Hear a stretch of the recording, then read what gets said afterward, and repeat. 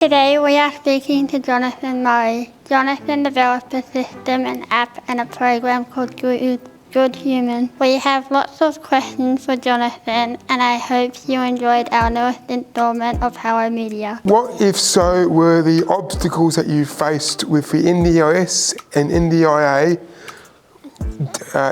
with the systems that you had? That is an excellent question, and there are many obstacles. Obviously, the NDIS is a very big and complex beast that impacts us all, and our job is to make those complications go away in as much as we can. And so what we try and do is create our products in a way that removes all of that complication. And so the big things for us are, how do we make the NDIS price guide something that nobody needs to know about?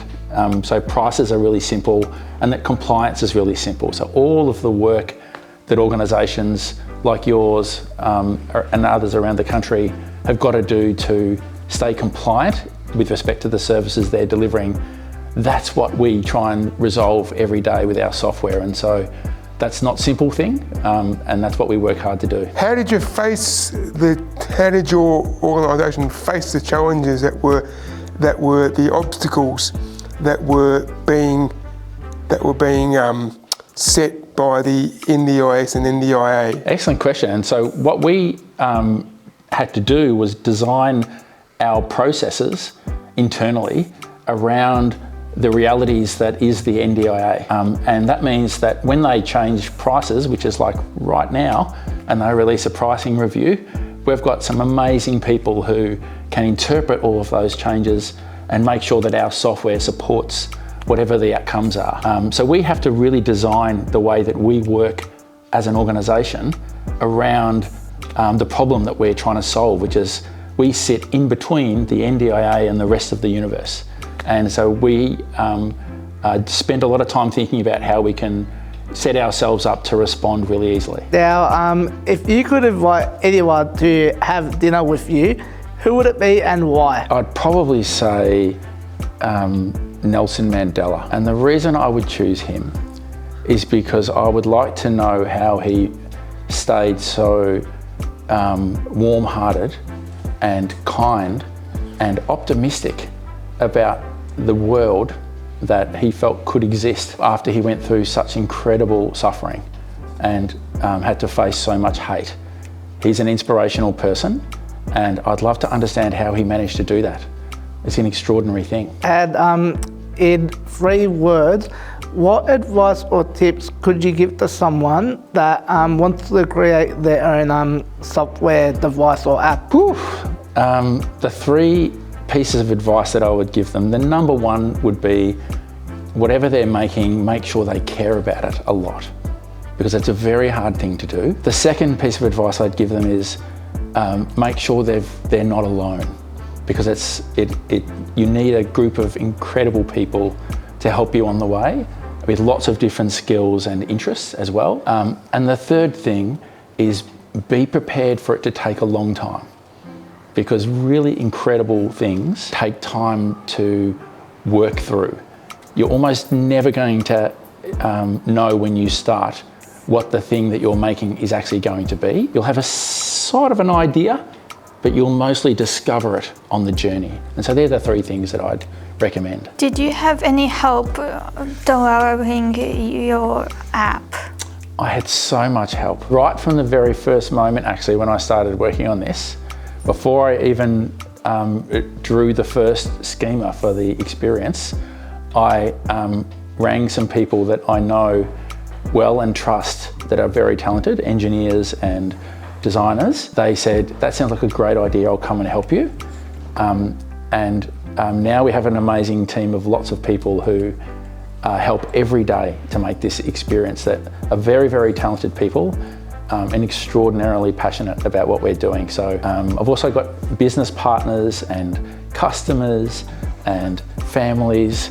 So many people help us create this experience. There's a lot. When you first were starting to design your app and coding and whatnot, did you have to deal with any bugs or viruses with the app? Oh yeah. When you first make a product, it's full of errors because you make mistakes because you're not always sure of the best way to put it together. We had so many issues early when we first released the very first version of this many years ago, 6 years ago. But what we do is we have a process where we can assess them and fix them really quickly, learn and make sure the next version is even better. Why did you choose the colour yellow and black for the app? Can I tell you that we used to be blue when we started because we didn't really give the colour much thought. But we always wanted to make sure that our core colours represented the thing that we cared about, and that is optimism and hope and resilience. As a brand, we have a lot we want to say to the world. And the biggest thing we want to say to the world is that tomorrow is going to be awesome and you should go out and grab it. And we went and worked with some incredibly talented, creative people. Actually, they were from San Francisco, which is neither here nor there, but we went and searched all around the world for the most talented people we could find. And we worked for almost a year, I think it was about 8 months, on what colour we could choose. And do you know that we spent 8 weeks or 9 weeks just deciding which type of yellow we should go with. That's how much we cared about it, because we wanted to make sure that the colours we chose were ones of optimism, and we had some consultants tell us what the range of colours could be that spoke really powerfully to the things we cared about. And yellow was just the one that we came to that we thought did the best job. So yellow wasn't your favourite colour? Yellow was not my favourite colour. Actually, my favourite colour is blue, Pantone 279C, if you must know, which is light blue, which is the colour of your eyes, actually, as I think. But I think that yellow is an extraordinarily powerful colour because it's one that I think everyone looks at and feels something about. It's not a colour that you can ignore, and for that reason I think it's one that we really love having represent us. What is the mission for? Our mission statement is to make universal support a cornerstone of the human experience, which is a bit of a jargony way to say we want to make it easier for people to care for people in their community, and we want to make it easy for people who need support to get access to that support. That's our purpose. What are your hobbies? So I have lots of hobbies. My favourite things to do almost always involve, that's outside of making digital products, software products, I love doing that a lot, is usually involving the ocean, particularly swimming or surfing. I love being anywhere near the sea. I try and do that as much as I can. What was the proudest moment when developing the app? One of the things that I remember really strongly is being at an organisation that uses our software one day and having one of their senior leaders come up to me and really emotionally thank me and the team for the work that we'd done, because it had literally transformed their life. It had made everything they do so much easier. Why are you currently looking for your brand? Why would somebody choose GoodHuman over other things? It's a good question. I hope what they would say, the people who make that choice, is because we obsess over the experience of our product. We care deeply about the way people enjoy the experience of moving through the various workflows that we have. But most importantly, beyond just the fact that we care about the design of the experience and how easy it is to use, I hope the reason would be because we care deeply about the end user, about the person who sits at the heart of our tools, which is the participant.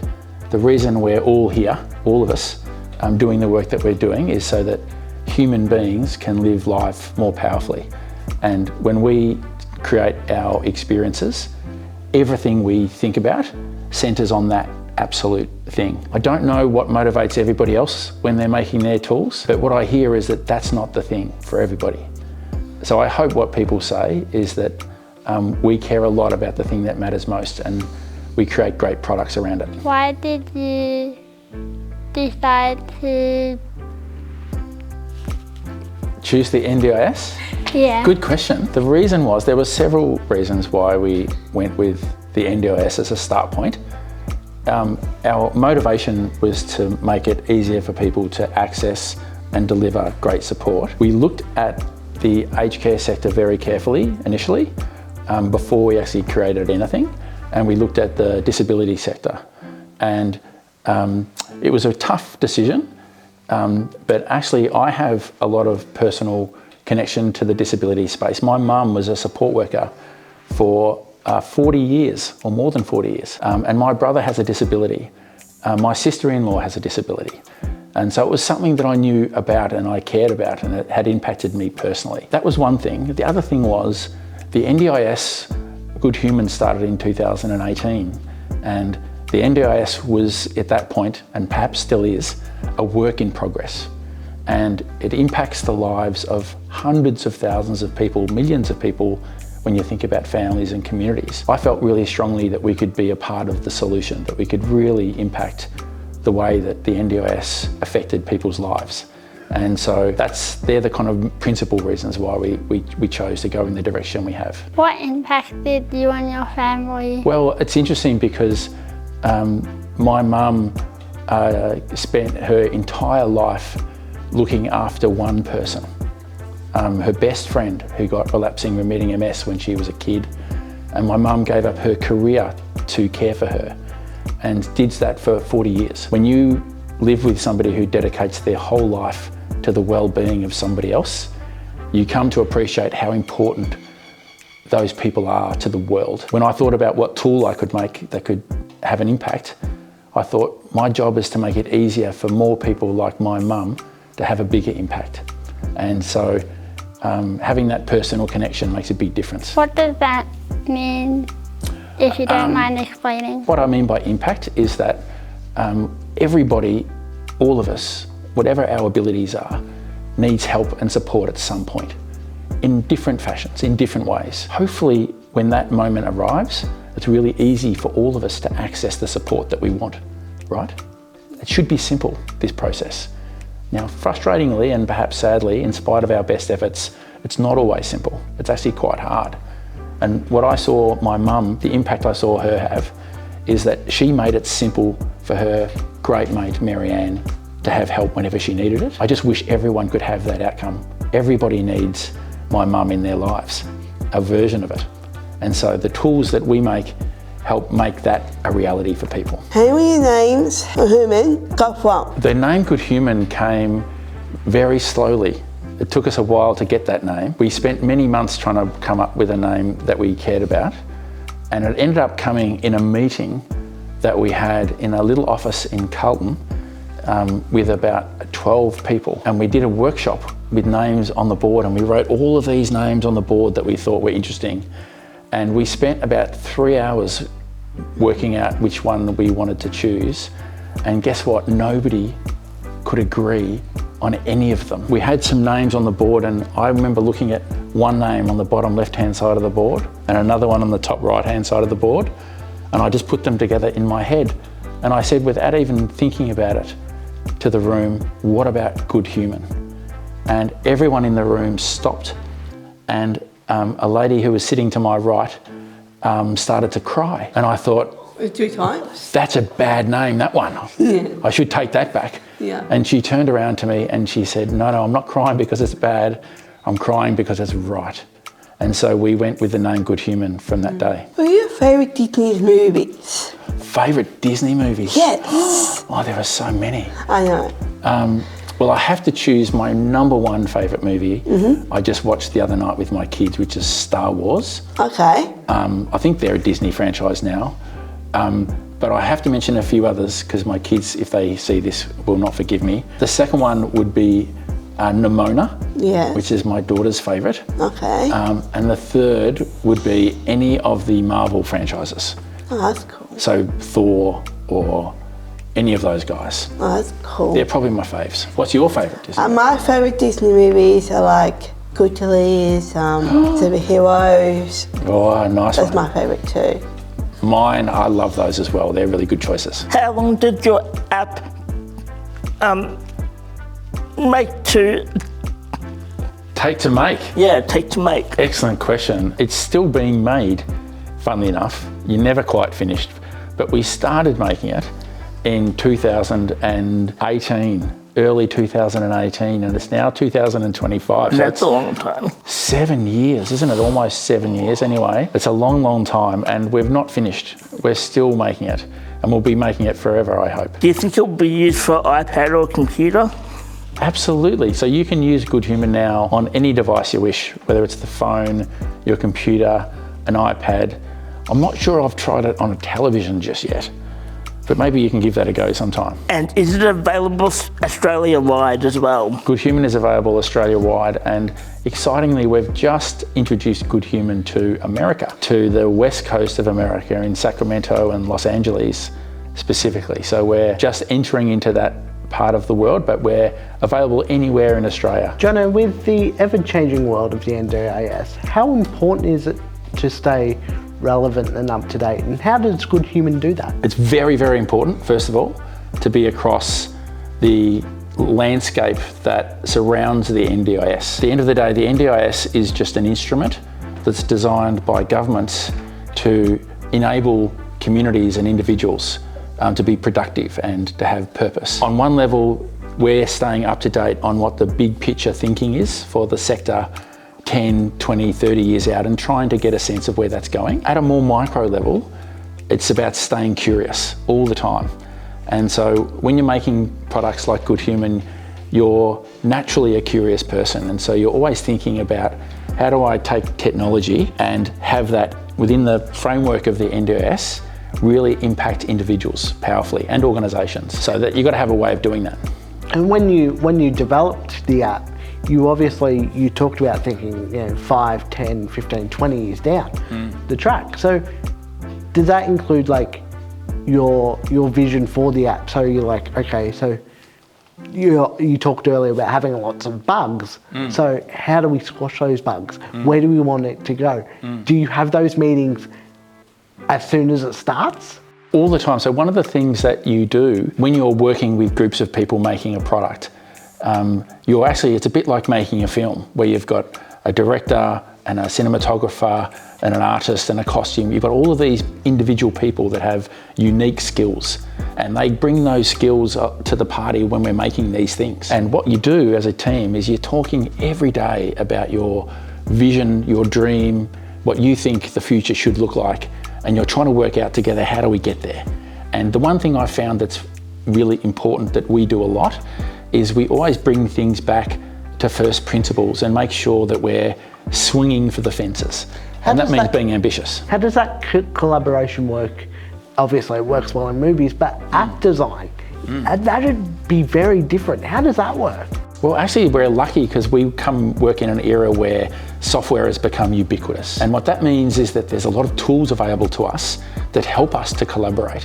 And so I can design an interface and share it with one of my engineers who can come in and look at the design. They can be playing with it whilst I'm updating it in real time. And so we have an amazing set of tools that we get to work with that make the process a lot easier than it used to be. And you mentioned they're overseas. So collaborating with them, the time difference as well. How do you manage that? Excellent question. So we actually have been deliberate in working through where we should next jump to. And one of the things that's great is we're able to have real-time meetings with people online using Zoom or whatever tool they're familiar with, where we can actually be talking and workshopping and sharing and demonstrating things as if they're sitting next to us. And so the time becomes a relative thing. It's not a roadblock, it's just something that you need to adjust to. Thank you, Jonathan. That was so interesting. We loved learning more about what you do.